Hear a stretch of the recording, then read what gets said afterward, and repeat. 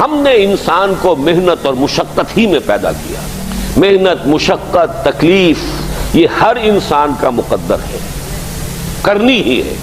فرق صرف یہ ہوتا ہے کہ کسی کی مشقت اور محنت جسمانی زیادہ ہے، اینٹیں ڈھو رہا ہے غریب، کسی چلا رہا ہے. کسی کی محنت مشقت ذہنی زیادہ ہوتی ہے، بیٹھا ہوا تو ہے آرام کرسی پر، ریوالونگ چیئر ہے بڑی آرام دہ، لیکن اس کی جو ذہنی مشقت جو وہ کر رہا ہے. جو جسمانی مشقت کرتا ہے وہ رات کو پاؤں پھیلا کر سوتا ہے، چاہے روٹی بھی پوری نہ ملی ہو، لیکن اسے پتہ نہیں ہوتا رات کب گزر گئی.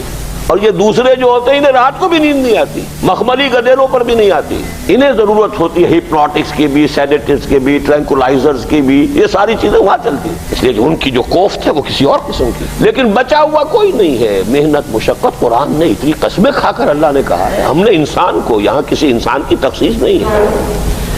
محنت، مشقت، اور اس محنت مشقت کے ساتھ اس میں غالب نے ایک اور رنگ داخل کیا ہے، اس کے ساتھ غم بھی. مثلا حیوان اور انسان میں کیا فرق ہے؟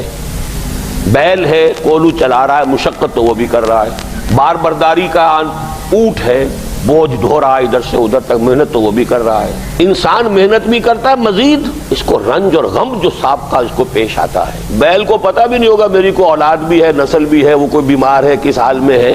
گائے کو بھی اپنے بچے کی خبر ہوگی، وہ چھوٹا سا جب ہے دودھ پیتا ہے، اس کے بعد اسے کیا پتا وہ کہاں گیا کہاں نہیں ہے.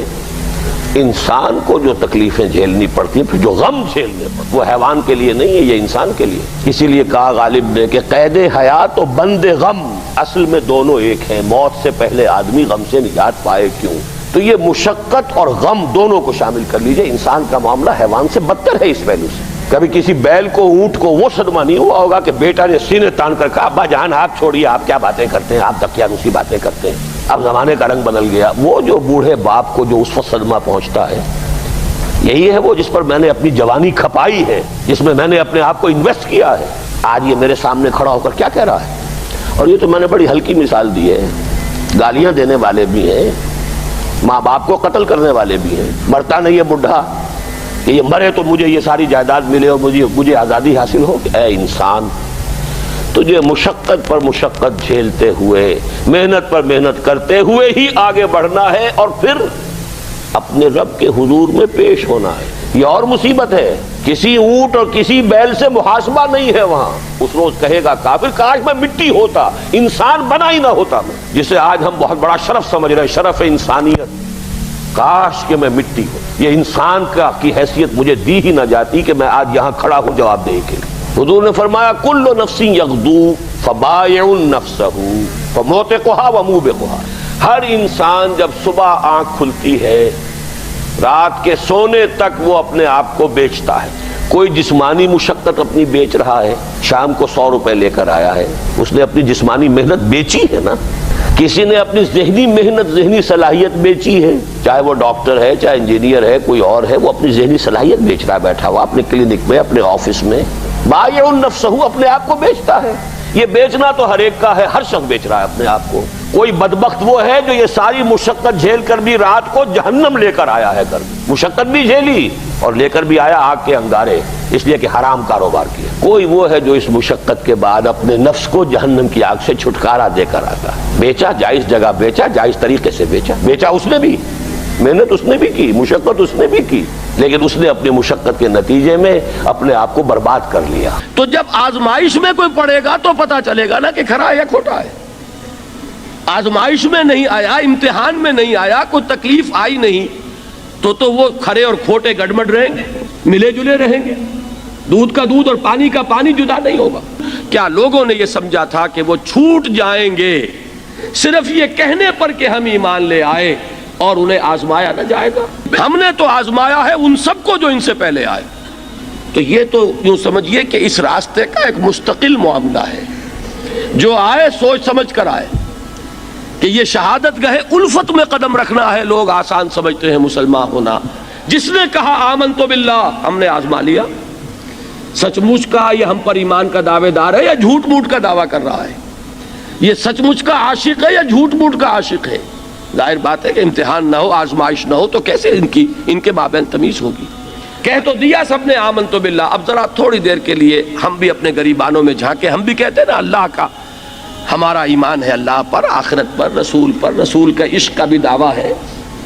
اور جب نعتیں ہم سنتے ہیں تو بڑے جھومتے ہیں، لیکن یہ کہ واقعتاً آدمی جھانکے اپنے قلب کی گہرائیوں میں کہ یہ ہم کتنے کچھ سچے ہیں اپنے اس دعویٰ ایمان. جہاں کوئی معاملہ آیا، اگر ہم اس دین کے اس حکم پر عمل کرتے ہیں تو اتنا نقصان ہوتا ہے، اس حکم کو پیچھے ڈال دیں تو اتنا نفع ہوتا ہے. سچ بتائیے کہ ہم میں سے اکثریت کا فیصلہ کس بات کی طرف جائے گا؟ دین کا حکم پس پشت، دنیاوی مفاد وہ مقدم. تو معلوم ہو گیا کہ ہمارا یہ دعویٰ جو ہے اللہ پر ایمان کا اور آخرت کے یقین کا جھوٹا دعویٰ ہے. کیوں اللہ کی طرف سے یہ چیزیں آتی ہیں؟ دیکھو، کوئی مصیبت تم پر نہیں آ سکتی، نہیں آتی مگر اللہ کے اذن سے. وَمَن يُؤْمِن بِاللَّهِ، اور جو شخص اللہ پر ایمان رکھتا ہو، یہدِ قلبہ، اللہ اس کے دل کو ہدایت دے دیتا ہے، اس کے دل کو سکون عطا کر دیتا ہے، وہ راضی برضائے رب ہو جاتا ہے. اس میں شکوہ نہیں رہتا، اس میں شکایت نہیں ہوتی، اس میں تلخی نہیں ہوتی. کیوں ہو گیا، کیسے ہو گیا، کیوں ہو گیا، نہیں ہونا چاہیے، نہیں دیتے. یہ سارا جو پیچ آدمی کھاتا رہتا ہے نا اندر ہی اندر، وہ جو پیچ کھا رہا ہے، یہ سب پیچ سے نجات نہیں گئی. پہلی بات یہ کہ یہ اللہ کی طرف سے آزمائش کے طور پر آتی ہے. آزمائش، میرا بندہ اس پر صبر کرتا ہے یا نہیں، یا میرے خلاف بکواس کرنے پر آمادہ ہو جاتا ہے. اللہ تو ایسا ہے، اللہ نے تو ہم پر کبھی کرم کیا ہی نہیں ہے، اللہ تو ظالم، معاذ اللہ معاذ اللہ معاذ اللہ. کہیں ایسا تو نہیں، میرا بندہ جو ہے تکلیف کو جھیلتا ہے میری وجہ سے، یہ سمجھ کے کہ اللہ کی طرف سے آئی. یہ سب جو ہے یہ بہت بڑی کامیابی ہے اگر انسان کو حاصل ہو جائے. اور اس صبر کے نتیجے میں دو اور باتیں پیدا ہوتی ہیں. یہ مضامین علیحدہ علیحدہ دروس کے اندر آتے رہے ہیں، لیکن آج ایک نئے عنوان کے تحت جمع ہو کر آ رہے ہیں. پہلی بات یہ ہوتی ہے کہ یہ امتحان کا نتیجہ کیا نکلتا ہے کہ آپ نے ایک امتحان پاس کیا تو آپ کے اگلے درجے میں ترقی ہو جاتی ہے. 5ویں کا امتحان پاس کر لیا نا تو 6ٹھی میں جائیں گے، اب 6ٹھی کا امتحان پاس کریں گے تو 7ویں میں جائیں گے، 7ویں کا پاس کریں گے تو 8ویں میں. درجہ بدرجہ انسان کی دینی، ایمانی اور روحانی ترقی کا ذریعہ یہ آزمائش میں. جتنا اس میں صبر ہوگا، جتنا اس میں تسلیم و رضا جو ہے آپ حاصل کرتے جائیں گے تو آپ کے درجے بلند ہوتے چلے جائیں گے. آپ کا امتحان کڑے سے کڑا آئے گا، بڑے سے بڑا آئے گا، مشکل سے مشکل تر آئے گا. ایک وقت میں ایم اے کا امتحان بھی آپ کو دینا ہوگا، ایک وقت میں ہو سکتا ہے پی ایچ ڈی کے لیے تھیسس آپ لکھیں، پھر اس کے اوپر جو ہے ٹیم بیٹھی ہوئی اور آپ سے وہ بحث کرے، جرا کرے آپ سے، وہ بھی کرنا ہوگا.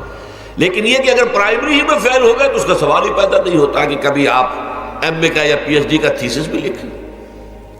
اور اسی کو دوسرے انداز میں کہا گیا ہے قرآن مجید میں، وَلِيُبْلِيَ الْمُؤْمِنِينَ مِنْهُ بَلَاءً حَسَنًا. اصل میں ابلا کہتے ہیں، بلا یبلو جو ہے عربی زبان میں آتا ہے آزمانا. خلق الموت والحیات لیبلوکم ایکم احسن عملا. یہی معنی ابتلا کے میں، ابتلا یبتلی آزمانا. ابلا یبلی جو آتا ہے باب افعال سے، اس میں آتا ہے کسی کو کسی تکلیف میں ڈال کر اس کو نکھارنا، کہ اس کا جوہر نکھر جائے، اس کے اندر جو خیر ہے وہ اور چمک جائے، لوگوں کو بھی معلوم ہو جائے کہ یہ شخص اس مقام کا اہل ہے، اس کے اندر یہ صلاحیت ہے، اس میں یہ قوت موجود ہے. تو یہ گویا کہ اہل ایمان کی صلاحیتوں کو نکھارنے کے لیے اور ان کے درجات کی ترقی کے لیے بھی اللہ تعالیٰ دنیا کے اندر یہ مصیبتیں اور امتحانات جو ہیں آزمائش کے حوالے سے افراد پر بھی اجتماعی طور پر بھی لاتا ہے.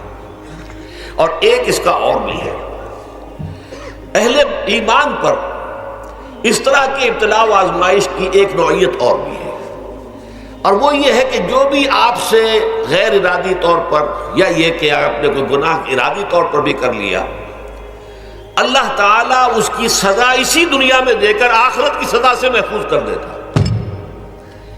گویا کہ اس سے بڑا خیر کیا ہوگا؟ یہاں کی سزا کیا ہے؟ جھیل لیا آپ نے، بخار آ گیا، ٹانگ ٹوٹ گئی، چلیے 3 مہینے آپ بستر پر پڑے رہے نا، اور کیا ہوا؟ کچھ نہیں. لیکن یہ کہ آخرت کی سزا ملتی ہے بہت عظیم ہوتی ہے.